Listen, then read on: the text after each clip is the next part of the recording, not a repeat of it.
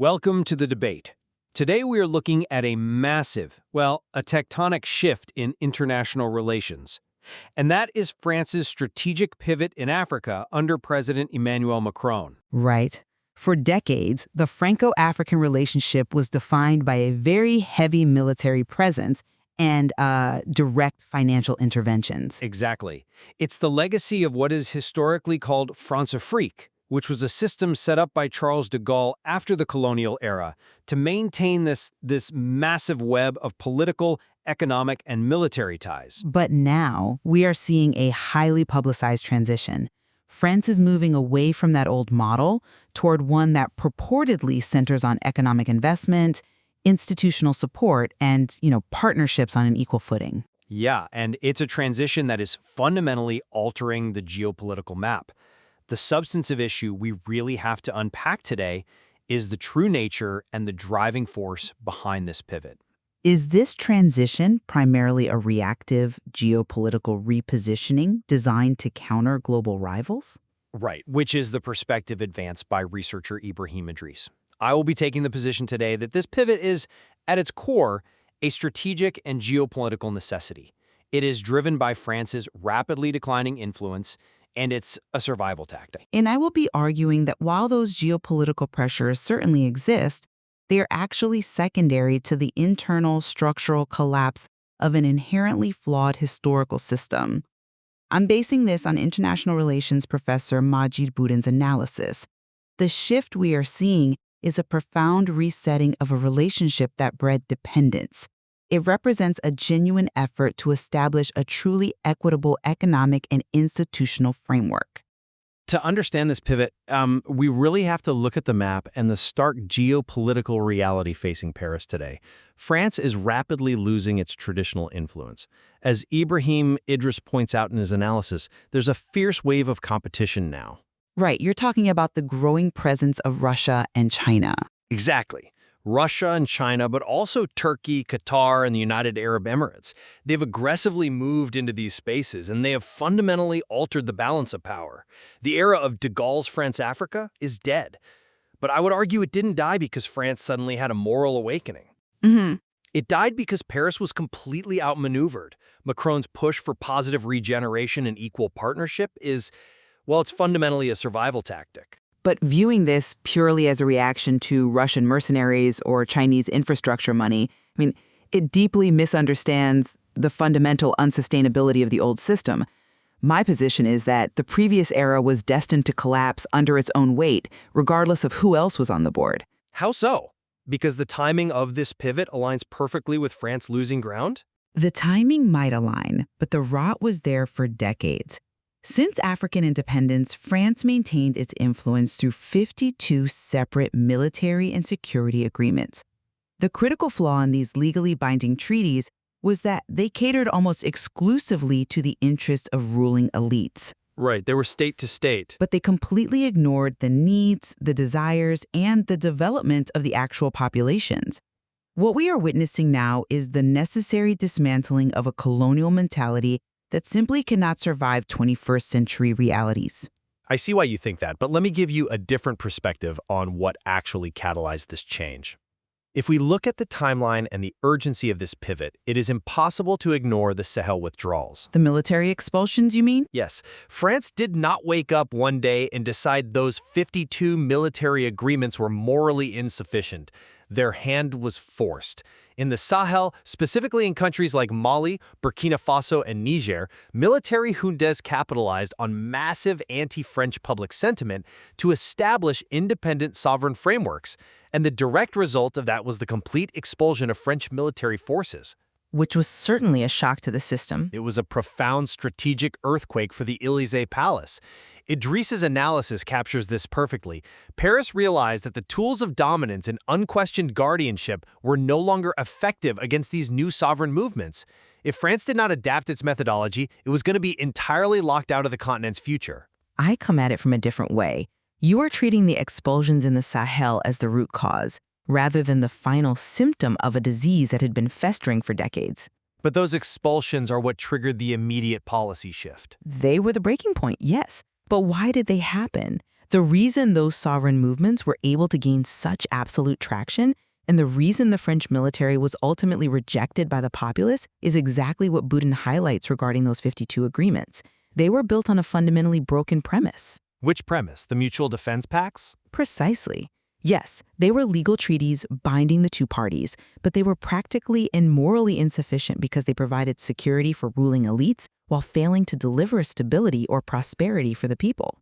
If a government was threatened by internal uprising, French forces often had a mandate to protect the state apparatus. Right, maintaining the status quo. Exactly. The people in the Sahel didn't just reject French soldiers. They rejected a systemic architecture that was built to manage them rather than partner with them.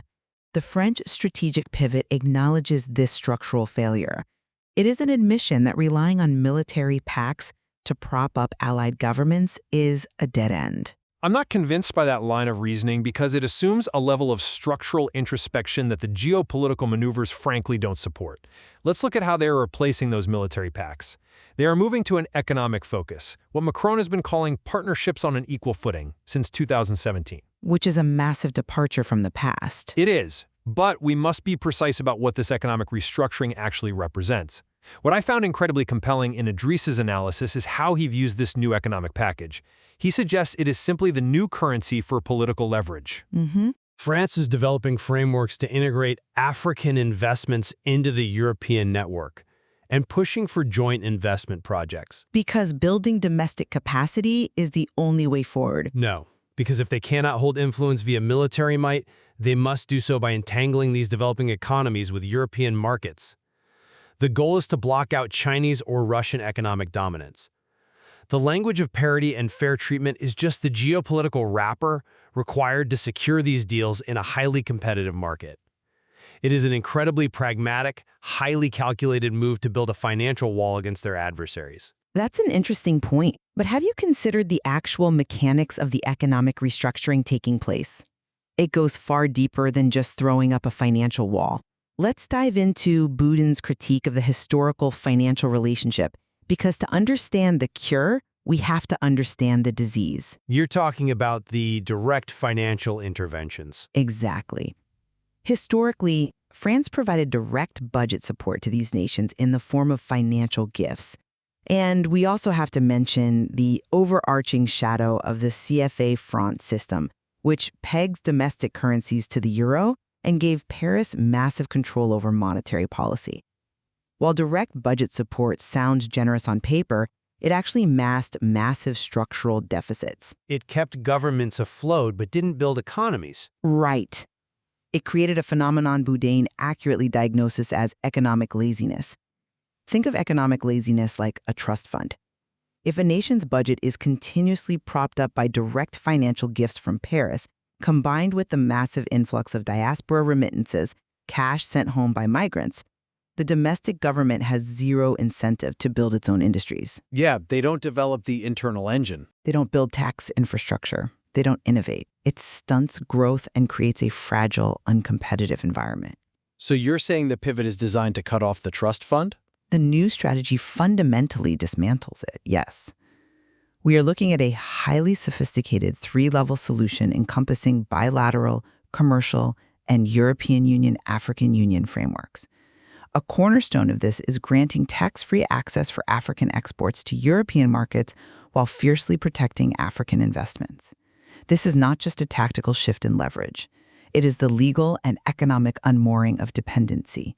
It is designed to force genuine domestic economic stimulation by treating these nations as equitable trading partners, not charity cases. That's an interesting point, though I would frame it differently.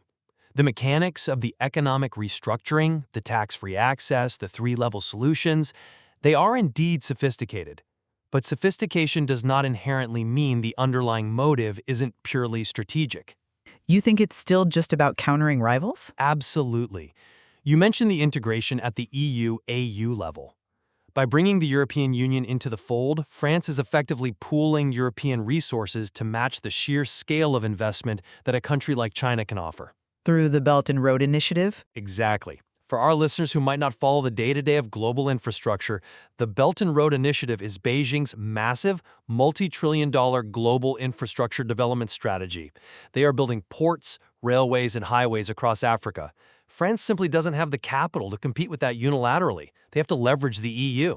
But the intention of that EU leverage is to build sustainable domestic capacity. It's to build resilient allies. The economic laziness you described was indeed a liability, but it was a geopolitical liability for France. A dependent, economically stagnant ally is easily flipped by a competitor offering hard cash and new roads. Moving away from handing out cash and moving towards structured trade isn't just about helping these countries stand on their own 2 feet. For France, it's about turning fragile dependencies into strong, geopolitical buffer zones that are economically tethered to Europe rather than Beijing or Moscow. I think labeling these nations as geopolitical buffer zones is exactly the kind of outdated framing this new partnership is actively trying to leave behind. The shift is about acknowledging that these nations are independent actors with their own agency, and the old system failed to respect that agency. But do you really believe Paris is voluntarily tying its own hands out of respect for agency? Let's look at the legal and institutional aspects of this new arrangement. Boudin emphasizes that the new frameworks are being built on the fundamental principles of international law regarding equality and the protection of the weaker party in an economic transaction. Historically, the financial imbalance was catastrophic for African nations. Now, there are concrete mechanisms being put in place to protect African investors in Europe, ensuring a true balance. Which sounds great in a press release. It's not just a press release.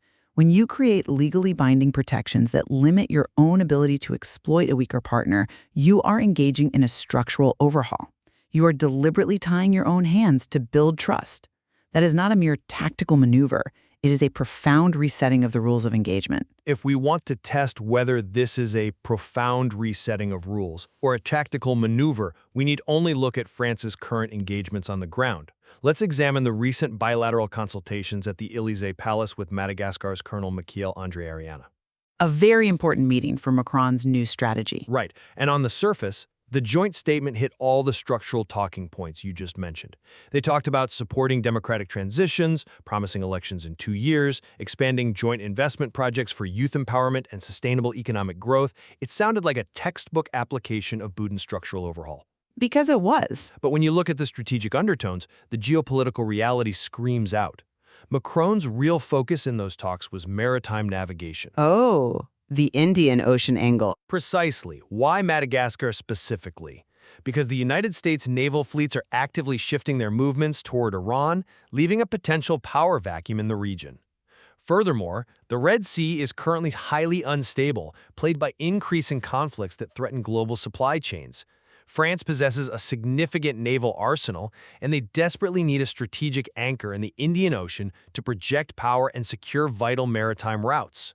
So you're arguing the entire package of economic and institutional support is just a bribe for a naval base? I'm arguing it's the price of admission. The institutional and economic support offered to Madagascar perfectly illustrates Idris's point. The comprehensive partnership is a means to achieve a very specific, hard-power geopolitical end. I'm sorry, but I just don't buy that. Let me tell you why. Hyper-focusing on the maritime utility of Madagascar completely misses the broader institutional push France is making globally. I don't see how you can separate the two. A naval presence in the Indian Ocean is a massive strategic priority. Yes, securing maritime routes is a reality of statecraft, and France has naval interests.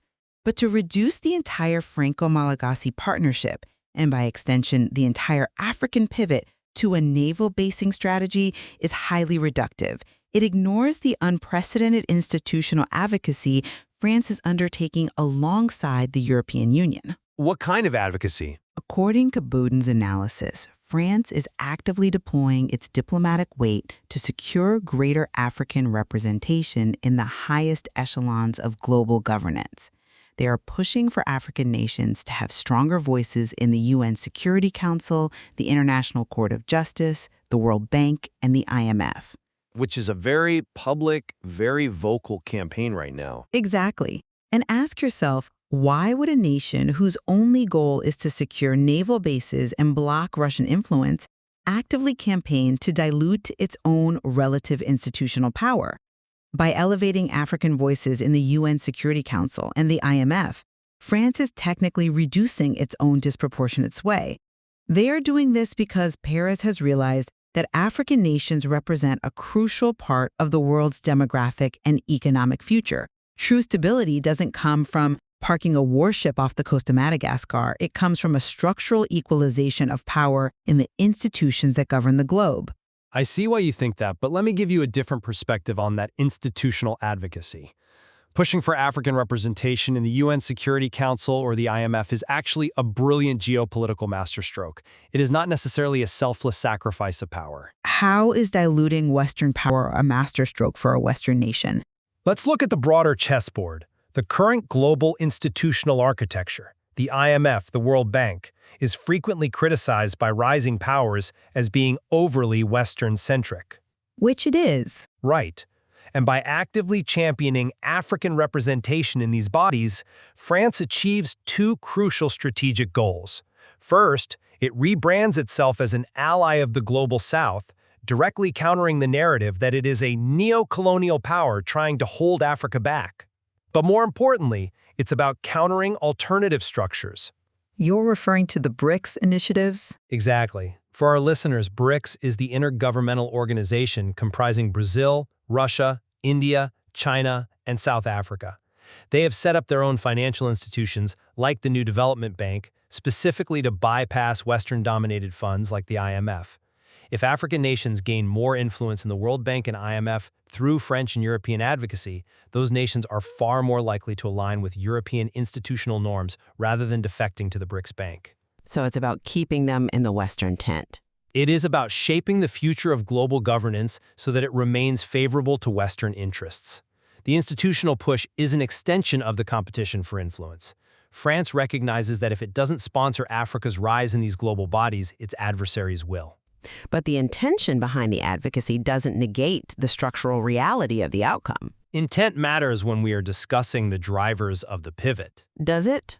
Whether France is doing it to counter BRICS or out of a genuine belief in egalitarian governance, the result is the same: the dismantling of an asymmetrical power dynamic. When African states gain substantive representation in the International Court of Justice or the IMF, they gain the capacity to dictate the terms of their own development. That is the exact opposite of the historical France-Afrique model, which relied on keeping these states dependent and institutionally weak. But it's a calculated release of control to maintain long-term alignment. Let's also return to the issue of human capital, which is a major component of this new framework. Bowden points out that the new relationship explicitly aims to provide long-term legal guarantees for African citizens within the European Union, protecting them from discrimination and ensuring their stability. Migration agreements have always been part of these bilateral talks. But the framing is different now. It seeks to organize migration so that rights and duties are balanced for all parties. A purely geopolitical reactive strategy wouldn't need to dive into the complex, domestically sensitive issue of immigrant rights and structural integration. This demonstrates a commitment to untangling the deep, complicated human-level history between these continents.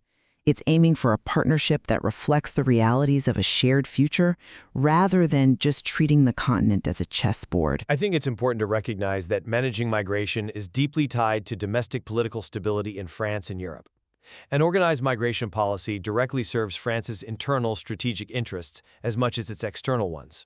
But looking at the full spectrum of what we've discussed today, my position remains that this entire pivot is fundamentally a geopolitical adaptation. Driven by the pressure of rivals. Driven by survival. The evidence from Idriss's framework is compelling. The collapse of the military strategies, specifically the shock of the Sahel withdrawals, forced a massive reckoning. France looked at the map and saw Russian mercenaries taking over security roles, Chinese infrastructure projects buying up leverage, and Turkish investments systematically eroding their historical sphere of influence. Macron's concept of positive regeneration and the implementation of these new economic and institutional frameworks are undoubtedly robust. They are a massive departure from the past, but they are ultimately the necessary tools for survival. to prevent being completely ousted. Exactly. The shift away from de Gaulle's legacy toward an equal partnership is the only strategic maneuver left on the board to maintain relevance and project power.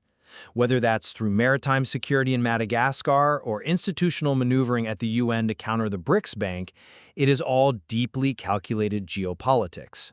And my position remains that reducing this historical transition to mere geopolitical maneuvering obscures the profound structural changes actually taking place. Regardless of the geopolitical timing or the external pressures from competing global powers, the internal mechanics of the Franco-African relationship were fundamentally broken. They required a complete teardown. You see the external pressures as just the final straw? The final straw on a system that was crushing both sides. Bowden's analysis shows us that the legacy of those 52 military agreements that protected elites at the expense of the populace, combined with the system of direct financial subsidies that bred a toxic economic laziness, harmed everyone involved. The pivot we are analyzing today marks a definitive end to that era. By fundamentally changing the economic rules. Right. By prioritizing tax-free trade, legally protecting the weaker parties in economic transactions, and actively fighting for African representation in the highest courts and financial institutions of the world. This is a structural resetting. It is an acknowledgement that the 19th century colonial models simply cannot function in the 21st century. The focus is now on curing historical dependencies and building a mutually beneficial, equitable framework that can sustain itself economically rather than relying on the fragile whims of military enforcement. Despite our different lenses on the primary drivers behind this pivot, there is a clear point of convergence in our analysis today. The era of France-Afrique, characterized by unquestioned French military guardianship and deep structural dependencies, is definitively over. Both the geopolitical pressures and the historical economic failures have made a return to that old model impossible. We are witnessing a transition that is actively reshaping the African continent and its relationship with Europe. Absolutely. It really highlights the immense complexity of untangling centuries of history from modern strategic needs. You cannot look at a relationship this deeply rooted and explain it through a single variable. To grasp the full picture of this new strategic alignment, one has to understand both the acute geopolitical pressures forcing Paris's hand and the structural economic realities that necessitated a completely new approach to partnership and development. The intricacies of these new equitable frameworks and how they balance global power competition with genuine sustainable development will be critical to observe in the coming years. Whether this pivot will successfully secure France's strategic interests or fundamentally empower a new era of African global agency remains to be seen. We will leave it to you, the listener, to weigh the evidence and consider how these dynamics will unfold in practice. Thank you for joining us for this examination of the Franco-African strategic pivot.